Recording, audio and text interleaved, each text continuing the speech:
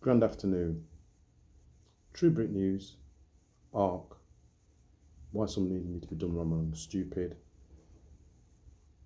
Notice to principal, notice to agent. Notices to principal, notices to agent. Today, I'm going to be talking about and sharing with you and putting into the public domain my genealogy, who I am. As part of showing 5/5 competence, that I am not incompetent and imbecile. Who am I putting on notice? Who's the notice for third-party interlopers, belligerent occupiers, belligerent foreign occupiers, and to establish myself as living man, sovereign, indigenous and aboriginal, asserting that right and putting everybody on notice as to who I am, and therefore the laws and statutes, regulations, etc., imposed by that belligerent occupier, foreign occupier, i.e. the UK Crown Corporation, and its handlers, i.e. Pope Francis, whatever is Leo at the moment, and the previous Pope actually rescinded the operations that began a process in which, or began the process which has led to me doing recording this post and talking about my genealogy as being indigenous and aboriginal, rather than the I'm a descendant from African slaves, and therefore my surname has been given to me by my former slave owners. Okay, so my name,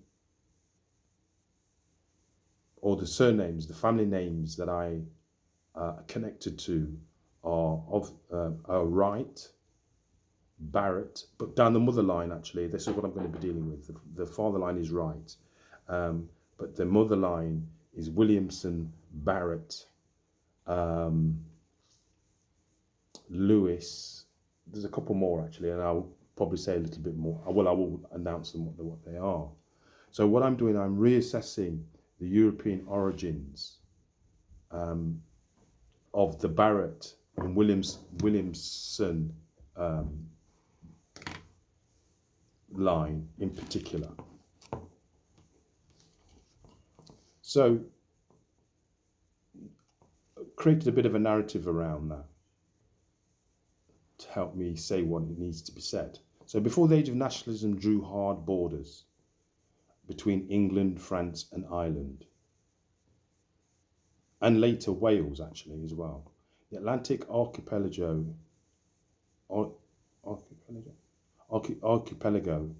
known today as the British Isles, functioned as the northwestern maritime frontier of Central Europe. Okay, just to say that, I've researched this, so I'm not making shit up, you know what I mean? And I'll disclose where the sources are for most of what it is that I've written. No, for all it is that I've written, and most of what it is that I say, and I will say the bits that that I might not source, if that makes sense. I'll give references or provide the receipts for bits of information that I might be giving. The channel, rather than a natural barrier, was a fluid corridor of exchange, migration and conquest. The Normans, originally Norse settlers, integrated into northern France by the 10th century. I've said in previous posts that Williamsons and Wright first appeared in public records has been recorded as being on these islands in the 9th and 10th centuries. Right, okay. Their transformation from Northmen to Normans reflected the synthesis of Scandinavian vigour and French feudal culture. When the Barrett or Barrett families emerged in medieval records, they did so as part of this pan-European continuum. The Norman French bearers of the name were already interwoven with the linguistic and legal frameworks of Latin Christendom, speaking the same dialects and obeying the same feudal codes as their continental peers. The so-called invasion of Britain in 1066 was in fact an internal continental consolidation extending European governance across the Channel rather than imposing a truly foreign rule. So, you know, what we've been told, the Cromwellian thing, no, it's not Cromwell. Cromwell came later. I beg your pardon. William the Conqueror. See, Williamson, or the son of William, is related to this geezer called William the Conqueror. So, as I say, and he came over from France. Also, to conquer, if you like, what we've been told, that there was a war went on, and he's come to settle on England, but actually it was already settled by these Normans or Noirmen. That's the other way. That's the other meaning of the N-O-R is Noir, and it's also, anyway, I won't go into that. Anyway, so, and again, there's evidence for that, for what it is I've just sort of said, which is in addition to what it is that I'm reading from. Thus, the Barrett lineage in the British Isles represents not an imported presence, but a European continuation, a maritime branch of the same cultural tree that shaded both Normandy and the Isles. The interpretation parallels the later Caribbean-European dynamic, wherein the islands off the American mainland became extensions of European civilization, economy, and bloodlines.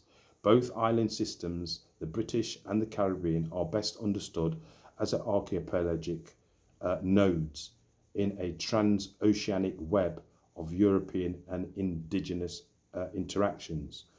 The point that I'm going to make there, or break that down a little bit more, what it is clearly saying is that there were interactions between the Americas, or the islands off America, commonly known today as the Caribbean.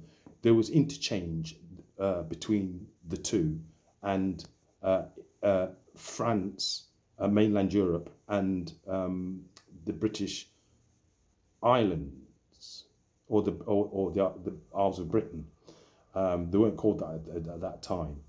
And also just to remember that the demarcations of, say, Scotland and Wales weren't necessarily there as we know them today.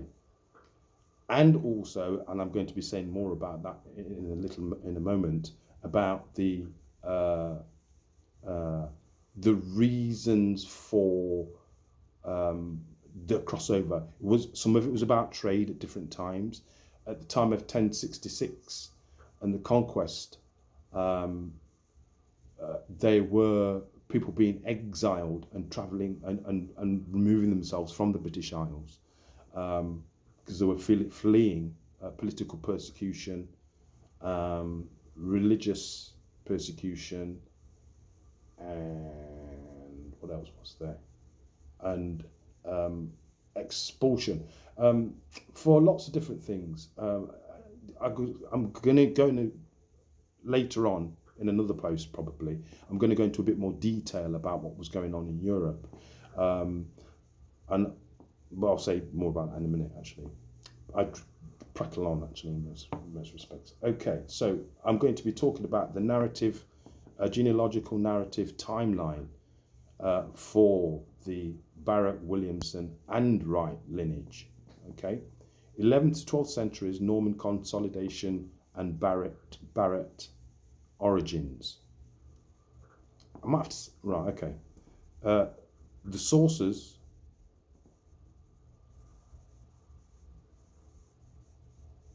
one of the sources is the Domesday Book of 1086.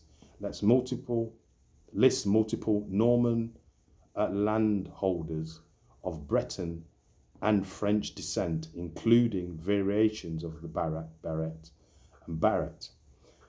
Similarly with Williamson, particularly with Williamson and Williams, there's accounts of them in the Domesday Book and also in the National Archives, where there are certain lands that were confiscated, particularly from the Barretts in, well, I'm going to say a little bit more than that in this next bit. The Barretts emerged as minor nobility and knights in southwest England, Ireland. They also appear in Scotland and Wales during the post-conquest land distributions under William the Conqueror. Okay, and there's the geezer again. Some dispute when you look at the Barrett narratives around that time. It's hard to, well, actually no, that's for later on. I'll come back to that. That's to do with Cromwell.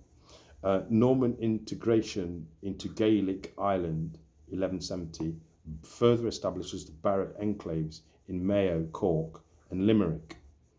16th to 17th centuries, Reformation, displacement, and Atlantic expulsion. So, 1635, as an example, is the year when the first Barretts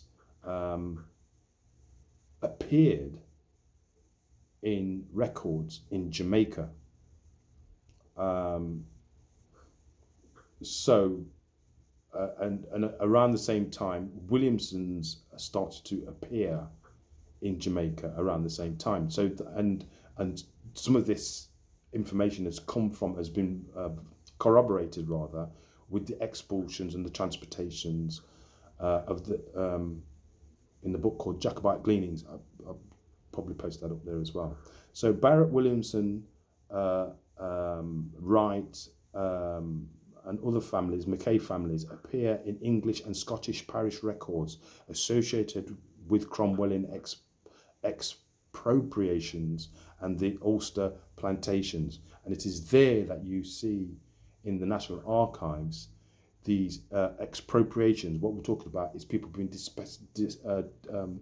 their land and properties and their heritages being through legal means established by under Mary the First and what's his name, and William the First. The Dutch that were first given dispensation from the Pope to be the family that sets up on the British Isles. They died out later on, but it's under them that Cromwell creates.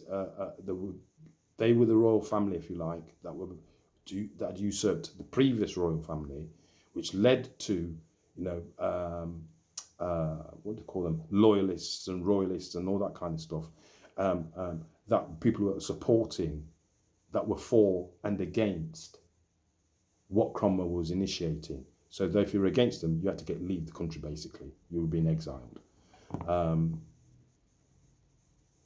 at the same time, creating laws which enabled the people that had left or abandoned their, through fear of death, abandoning their lands and property.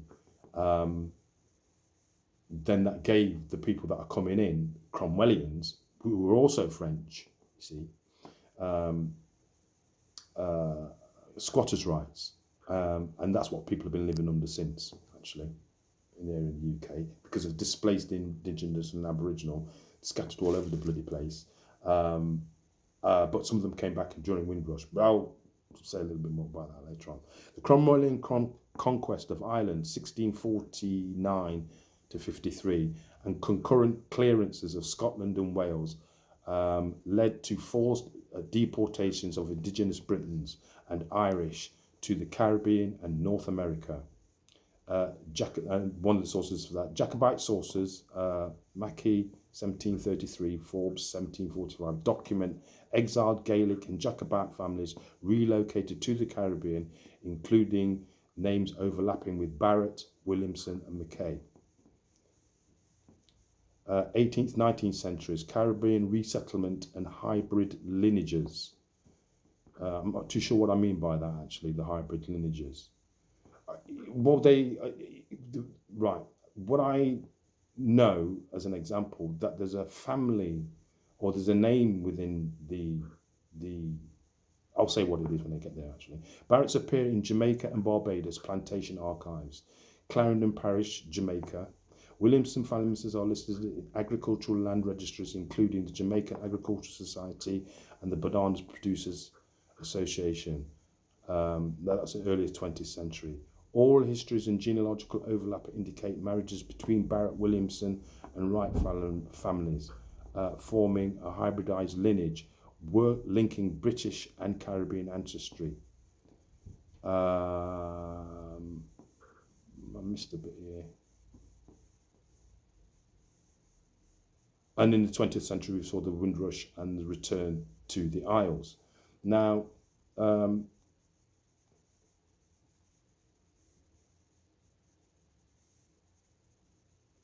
right.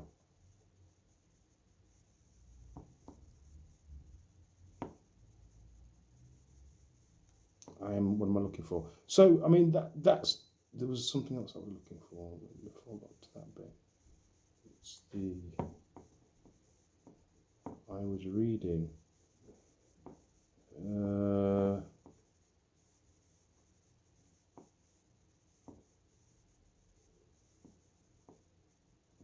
Right, I just go into a little bit about some names that I'm not going to mention on here because a lot of some of it's personal, if that makes sense. So, like I talked about who my grandfather and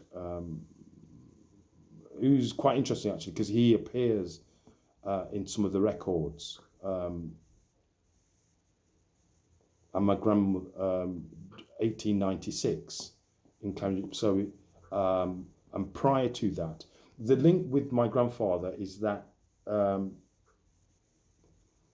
working for the Jamaican Agricultural Society, that it seems as though that the Williamsons married into the Barretts, and the Barretts were French, and got a lineage that goes back to France, and the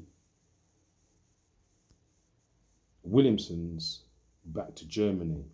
Now, there's another name which I can't remember that is connected to connected with the genealogy, and it is Garnes. So that name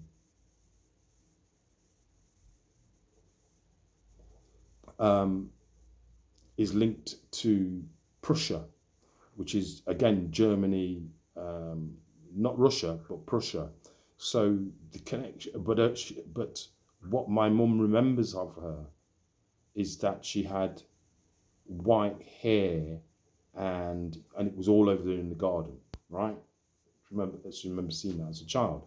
Now, the reason why I'm mentioning that, it's because all the dates that I've talked about, traditionally speaking, it's been assumed that we are talking about white Caucasians as being the players in, like Cromwell, what's that other geezer, 1066, William the Conqueror, all those key figures, an example, and therefore all the people around them and the population at large were white Caucasian.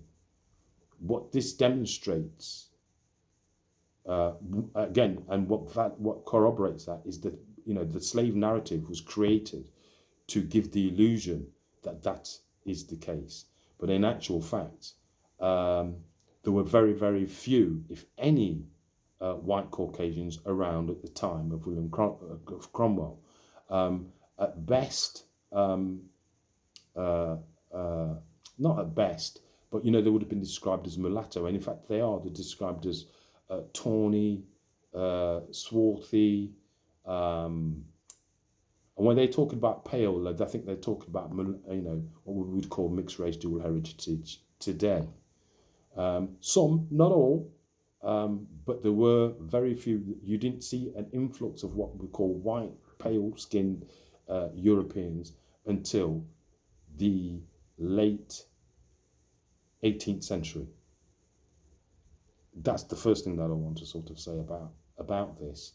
To give, and again, there's lots of evidence now coming out to support what might have been going on in terms of the repopulation of Europe after the exiling and the deportations and the transportations out of Europe, and it also explains all the skulls and bones under the Eiffel Tower and the catacombs all over the place, all over Europe, of who they might have been. I think we saw for me, that's the extinction and the genocide of the indigenous and aboriginal people of Europe, and they were being replaced by the people that we read in our history books now. So when we talk about the Renaissance, around the 1700s, the 15, 16, 1700s is when the replacement started to happen. And they've been recolouring, whitewashing history ever since.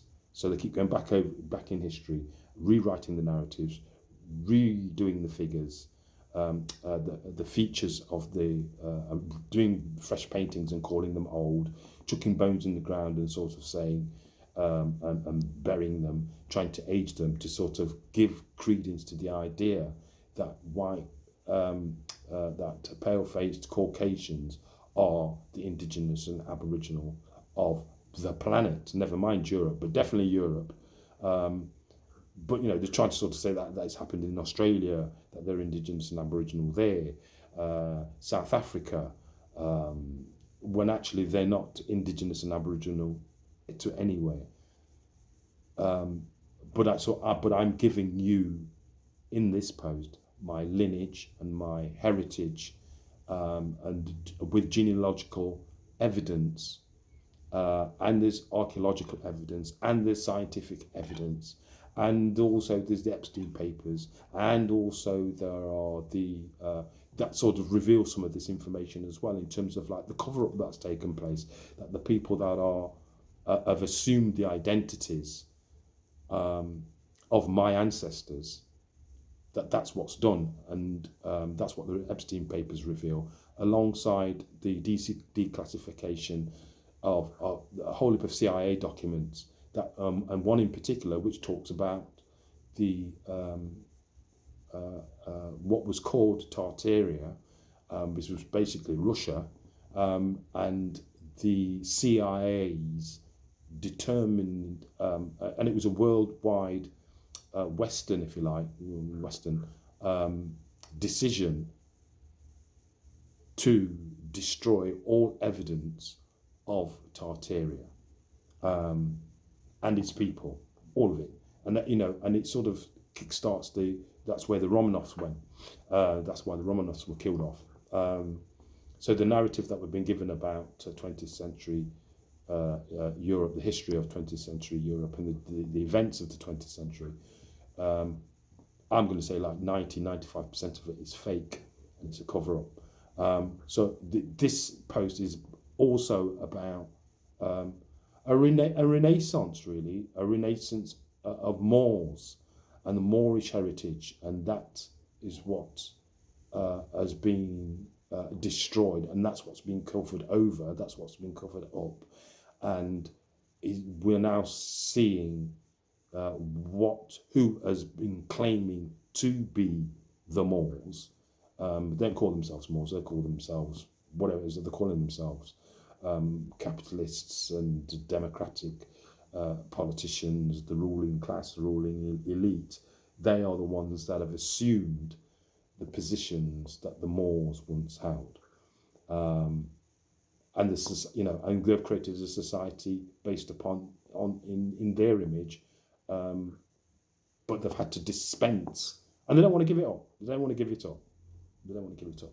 I've rambled on a little bit there. That's 25-minute video, but that's what this video is about. I've explained some of the genealogy of the Barretts, the Williams. It was Hull in here as well. The Hull, there's another name. I can't see where it was.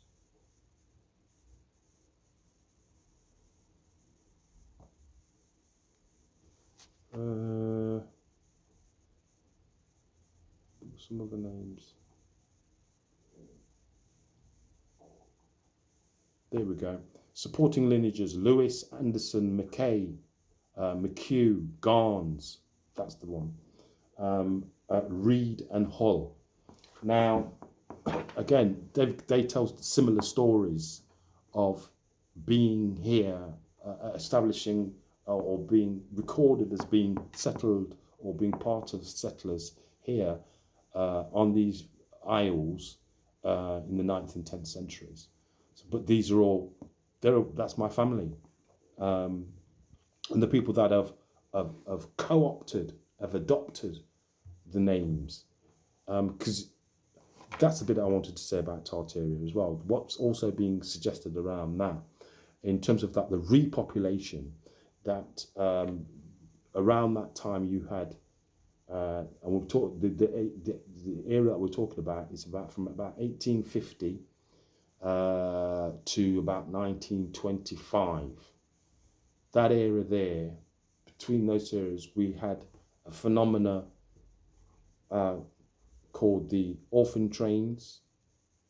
We also had the asylums, the creation of orphanages, asylums, and and the notion of incubator children and Cabbage Patch Kids. Yeah, which also now seems to suggest cloning when you look back then, but there were, if you do some research around that, you're seeing massive numbers of people on the one hand disappearing. There are pictures with cities with nobody in them, and then within 20 years, or within 4 years, populations doubling, tripling into the millions, and there's no explanation for it, other than, well, there's no explanation for it, but there is a narrative that can be attributed to that time to explain where modern day Asians, Indians, Arabs, and white Europeans have come from. Not all, and again, some of it's theory, some of it actually isn't theory anymore. Because it was considered conspiracy, but a conspiracy theory not that long ago, actually, I would say about 8 months ago, but it's becoming quite apparent that it's not. And again, I might throw some bits of evidence to support, particularly around the Cabbage Patch Kids, incubator children and asylums, because you do see a rise of them, you do see a rise in the population, and you also see cities that are empty, but there are all these fantastic, mesmerizing structures that were there, and then all of a sudden they started to demolish them under the guise of things like earthquakes and fires, the Great Fire of San Francisco, some great earthquake that took place, And all the narratives around things like Noah's, flood. I'm trying to think of something else. The great expositions that were taking place all of a sudden all over the world. With this, again, which spawned the start of the Industrial Revolution. And then, interestingly, they're talking about having another one. Tony Blair's talking about, the next big industrial revolution is AI, which I don't trust. I think it's another attempt repopulation, it's the same playbook. I'm explaining myself very well, but this is my as I say, public notice to say, I know what's going on. I know what you're doing. The intention is to replace me, and the reason why I'm not dumb, wrong, and stupid, but you'd like me to remain dumb, wrong, and stupid, is that I would never find this out. But the whole world is waking up to who the Indigenous and Aboriginal are, who the imposters are, and what's been going on. And I could link it to UNDRIP and stuff like that, and just sorry, but I'm not going to. But yeah, notice is the principle. Notice the principle. Notice to agent. Excuse me. Till the next time. May your ERP and your spirituality remain strong.